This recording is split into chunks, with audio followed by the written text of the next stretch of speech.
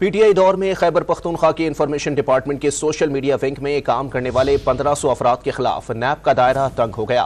नैब ने पीटीआई के 23 social media मेंबरान को आज तहकीकात के सिलसिले में तलब किया है। मजीद जानते हैं डॉन न्यूज के नुमाइंदे अब्दुल्ला मोहम्मद से। अब्दुल्ला, बताइएगा पीटीआई के सोशल मीडिया मेंबरान पर क्या इल्जामात हैं?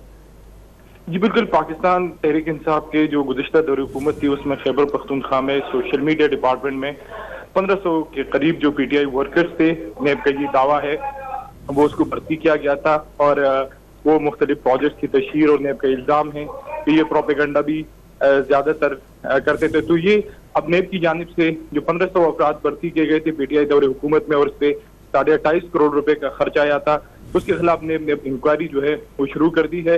और शुरू में उन्होंने जो खैबर पख्तूनख्वा की इंफॉर्मेशन डिपार्टमेंट है उनके अफसरान को तहकीकात का हिस्सा बनाया और अब जो कंटेंट डेवलपर थे इस प्रोजेक्ट के उन 23 को आज बुलाया है और उनसे आज तहकीकात होगी। जबकि नैब ज़राए का दावा है कि जो 1500 अफराद हैं उसको भी शामिल तफ्तीश किया जाएगा, लेकिन सबसे पहले जो कंटेंट क्रिएटर थे, जो कंटेंट बनाते थे, उसको आज जो है वो नैब में बुलाया गया है और उनको रिकॉर्ड समेत नैब में पेश होने का हुक्म दिया है और नैब आज उनसे इसी सिलसिले में जो है वो तहकीकात करेगी। जी बहुत शुक्रिया अब्दुल्ला मोहम्मद अपडेट करने के लिए।